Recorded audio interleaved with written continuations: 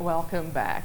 So, fresh violence erupted in Abraka, Delta State on Wednesday following a deadly clash between security operatives and suspected kidnappers that left four suspects dead. And during the course of this week, we also saw a protest right there in Abraka and Delta State. And a spectacle of reaction. What really is the issue and what is going on at this point regarding the security situation in the part of the state? So joining me this morning, I have Comrade Prince God's Time. He is a public analyst that joins from Abraka this morning. Good morning. Good morning, Comrade. Okay, so whilst we're trying to regain connectivity with Comrade, we saw a protest that did happen, and interestingly it was on the front page and all over social media with different youth being on stage, being there on the road, lamenting and protesting against what they have been going through so far in Abraka Delta State. A lot of them saying the recent increase of kidnapping in that area is actually alarming. Now, mind you, Abraka is also doubled and known as a school community where they have an institution there with the students there as well. How safe it is, how safe is it for, a couple of young minds moving forward? What is the government of the day, Governor Sheriff Oiboriwori, doing to ensure that the lives of citizens and properties is actually of paramount? Has he said anything about it recently? We'll get to find out shortly. I remember right here in the studio we had a conversation with SP Bright Edafe, and he was saying that the security situation in the state is actually beautiful. So upon hearing this new development, actually says a lot. Well, we'll quickly take a short break, and when we return, we'll move over to our guest. Back, we now move over to Abraka Delta State, where we have Comrade Prince God's Time joining in this morning to give us a view of what is really happening in that part of the country. Good morning, Comrade God's Time. Good to see you. Good morning. My name is Prince Ukwano God's Time OG. I'm a civil rights activist. Thank you so much for being part of the show this morning. So tell us, make it make sense, what really is going on in Abraka at this point? Because I remember a couple of years ago, it wasn't really like that in that part of the state. And now we're hearing situations of kidnappings, killings, clashes between security operatives and the citizen right there. Please take us through it. Well, what is actually happening in Abraka at this moment does not actually make sense. It's almost impossible for anyone to make it make sense. So apparently, last week we were out in the streets protesting against insecurity and kidnapping because we had a strange security situation in the community. Most likely, some people like us, we have underreported the insecurity issues. We most likely do not want to amplify it because we do not want to demarcate the community. But when it was becoming too obvious to go unnoticed, we came together as concerned citizens and we marched into the protest, demanding for security. So our intention initially was that we have evaluated the situation and we have noticed that the security concerns were beyond the immediate intervention of the local government and the Abraka Police Division. So we are trying to get the attention of the governor of Delta State to intervene in the matter, because if you notice, this is security that we are talking about that is happening in Abraka. It's not limited just to Abraka. It's cut across the country and cut across Delta State. It's happening in Buluku, it's happening in Ogwashuku, it's happening in Jese, it's happening in Mosoga, it's happening in Ogara. However, the Abraka issue became peculiar and important because you know that Abraka happens to be a Delta State, the community housing the Delta State University, Abraka. So our intention of attracting the governor is because this thing is beyond the combat. It is even beyond combat. So we had, first of all, in our protest letter, we had proposed a political solution because this kidnapping incident is being motivated by the areas that we have which the police now termed as ungoverned area. So we had felt that this ungoverned area, which are the bushes, are where these kidnappers they use as their hideouts. They also use as their where they keep people for hostage. So we have said that, okay, we already know that there are certain people that we know that are in these bushes, which are the Fulani herdsmen. And we all know that these Fulani herdsmen have a known organization, which is the Mieti and Cattle Rearers Organization. And we have also noticed that it is only the governor that have the political will to invite these people. And first of all, you tell them, okay, this is what we are getting to hear that is happening in our bushes. And we are aware that you people are the ones that are in the bushes. What is happening? Give us a security report that's happening in the bushes. If in the first instance, they will deny that they are not the one, right? And on the long run, you tell them, okay, are you going to flush these bad eggs that are among you people from the bush, or we should flush you all from the entire bushes of Delta? But no, this government of Delta State, led by Governor Sheriff Oboriwori, they decided to send military people against us, the protesters. They shot at us. As I'm speaking to you right now, the video is going on circulation where you see a military personnel destroying my car at will. After destroying the car, they further took it away to an unknown location. From on Monday to this moment, I have not gotten any information on the whereabouts of my car. So you can see how the matter has degenerated, and you see that our government are irresponsible and they are irresponsive. Then going forward, okay, just before we go forward, because we actually have that report right here, and in fact we took the viral video where we saw the police officers or security operatives in that part of the state having clashes with, unarmed protesters. But what actually led to that? There was no clash. There was no clash. To us, the protesters. There was no clash. They came to attack. It was a direct attack and a direct confrontation. They just came at us. The operation was led by a lieutenant colonel who threatened me live in that very place. He told me, I'm a lieutenant colonel in the Nigerian Army. I will do whatever I will do to you, and nothing will happen. And when he was telling me this word, the army captain in charge of the area, Captain Usman, he was holding me by my neck from behind. He dragged me to him while he was issuing this very threat. Who is saying that there was a clash? There was no clash on that protest. We were on the junction.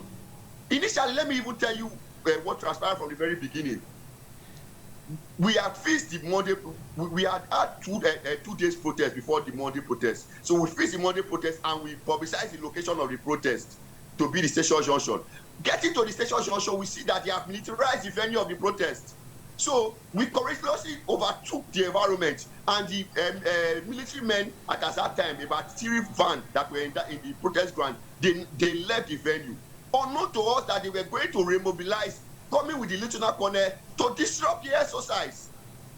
So we are asking them, okay, if they said there was a form of a confrontation, what did my car, which is a non-inanimate object, also add confrontation with it that made them to assault my vehicle and took it away? They should provide answers to these questions. So nobody should paint any scenario that there was an issue. No, it was a direct attack on protesters. Okay. Now, moving forward, the governor, Sheriff Oboriwori, just recently, during the course of this week, he was seen commissioning a commissioner duplex, not sure what to call it, and he made some certain statement where he said that he's going to take out commissioners who are underperforming and all of that. But I was earnestly and also patiently waiting to hear a reaction or a conversation or an answer to what happened in Abraka the other day, and nothing was being said about it. I don't know if he has reacted or given any press release to what happened in Abraka. Sadly, the governor have not said anything tangible. It was just last night, after the killing of 2 young men, that he released a press release that he's summoning a security summit or a security council meeting this morning. And I, for one, I know that security summit is not going to yield any positive solution towards our plight in Abraka. Because you see, those people that he's holding the security meeting with, they do not have the duties, they do not have the information that those of us that are the locals have, that will be able to curb this security.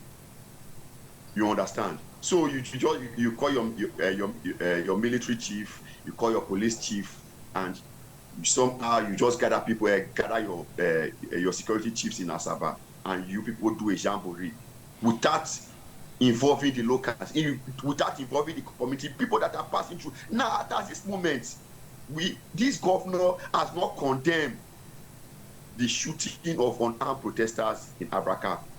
One of our fellow protesters sustained injury on the face. It was a gunshot. It did not penetrate, but it passed through his face and injured his face. That young man is still receiving intensive care. My car is still with the Nigerian army at this moment. The governor has not said a word.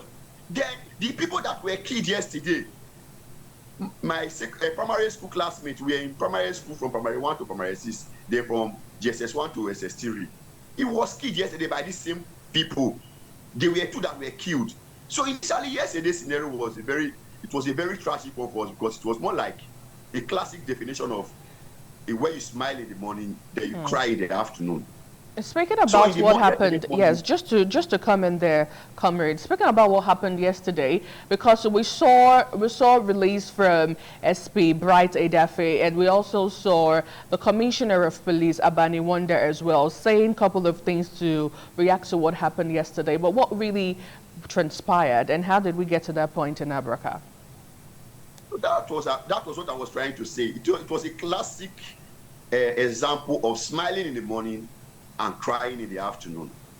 So we woke up in the morning to news that local hunters and the Nigerian police force has, in the course of their gunned down 4 kidnappers recovering firearms. So majority of us trooped to the station in jubilation. We were met with the sight of the kidnappers. Some of the kidnapped victims identified these people, say, this was the one that kidnapped me. So it was a joyous moment for us. We went to the social media praising the local hunters and Nigerian police force, even berating those people that shot at us, which is the Nigerian military, because after shooting at us, they left the community without attending to the concern behind the protest. So during the course of our jubilation, a call came in that some of our people have been kidnapped again and taken to the bush.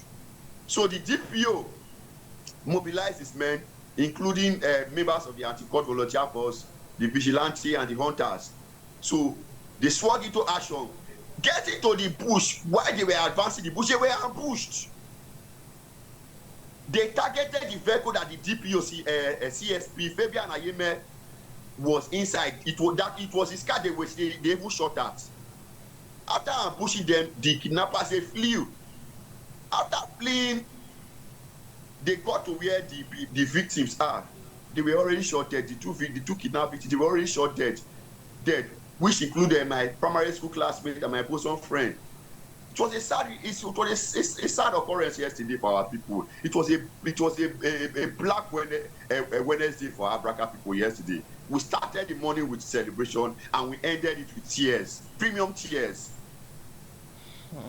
Now, as we speak, what is the situation of the environment right there in Abraka, and how are the residents taking this so far? Okay, yesterday, because when they brought the lifeless body of my friend, the two victims yesterday, we were already in the general hospital because some of the security people that were ambushed were already in the hospital. So when they brought them, we saw a crowd of people trooping into the general hospital, lamenting and crying. So while they were lamenting and crying, some of us were in a very sober mood. So we could not deal initially. Yes, if it was yesterday I was having this interview, I would have been in tears. So the people, some of them, because the young man that was killed, one of the young men that was killed, Dafe Samuel, is the grandson of our former king, the Oroworo of Abraka Kingdom, King Dafe, that was killed, and is from the Roka houses of Abraka. So the Roka, some of the community people in the Roka, they trooped out and started an instant protest, started burning tires. So, unknown to us, it seems like these kidnappers, they have a way of communication. They had radioed their fellow Fulani and Hausa people within the community that, and inform them what has transpired. Before we noticed, they started packing their loads and started leaving. So what is happening? These people are involved with what is happening in the community. We were really surprised yesterday. Day after we begin to hear stories and news that there was a community clash and the Hausa community. That was not true. Most likely their guilty conscience was what was pricking them and making them to run, because they must have known what they have done. At this moment, normalcy is gradually returning to Abraka, because our people are peaceful, loving people. We do not believe in we do not believe in retaliation. We are not violent people. However, the Delta State University Vice Chancellor, he has called for closure of academic activities for staff and students for today to observe the situation on ground. And apparently, with what is on ground this morning, I'm sure that by tomorrow morning, academic activity is going to resume.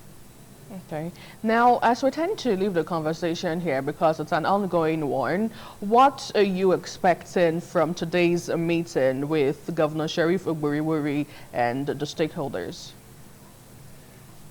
I'm pretty sure that there won't be a solution from that security meeting with stakeholders, because any meeting, you can, let me tell you people this clear word, you cannot shave a child's hair at his or her back.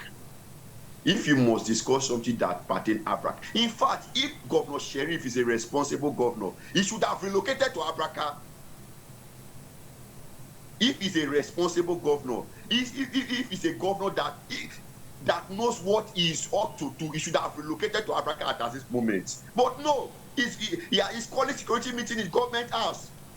For the solution, he should relocate to Abraka. The governor should relocate. Not for these security meetings in Asaba.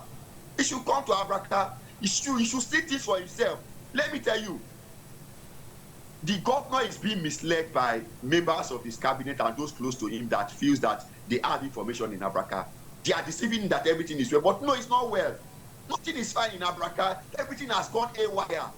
The governor has to come to the town to see things for himself firsthand. If he's somebody that feels the pulse of the people, if he's an emphatic governor with emotion, he should have been around since yesterday. People getting to hear that there was a shootout during a protest. Was he not supposed to relocate to Abraka to attend to the matter? Was he supposed to wait till other people have been killed by kidnappers before he released a statement? Did he, even in the statement, did he even address the concerns of the people? He only called for a security meeting with the security chief, which should not be so in the first place. Okay, so moving forward, what are you also expecting from the residents of Abraka? And how can they stay safe at this point in time? Apparently, since yesterday, all through the exercise, we have been calling for camps. We have been telling our people to remain peaceful, to remain law-abiding, despite any provocation that may come their way at this moment. You can see I'm talking to you, even when I do not know the location of my vehicle at this moment. We still remain peaceful and determined that we're going to get justice for everyone. We are going to get Abraka safe again. So at this moment, we are telling our people to continue to stay indoors. And if you want to say something, you say something. We have opened numerous WhatsApp groups with thousands of people whereby we pass information to ourselves at this moment. So we are just trying to coordinate the entire scenario. We are just trying to call for sue for peace. That's what we are doing. Right, Comrade, I really must thank you so much. Comrade Prince got time, a civil rights activist right there in Abraka, for finding out time to join us this morning. Thank you so much. Thank you very much. Please stay safe. And that's how we get to leave the conversation here this morning. It's really a whole lot of things to unpack, and we can only pray that things and normalcy is actually fully restored right there in Abraka. And of course, the Delta State Governor and all other stakeholders should do the needful moving forward to see that insecurity being eradicated completely, and also the issue at hand with kidnapping being wiped out as well.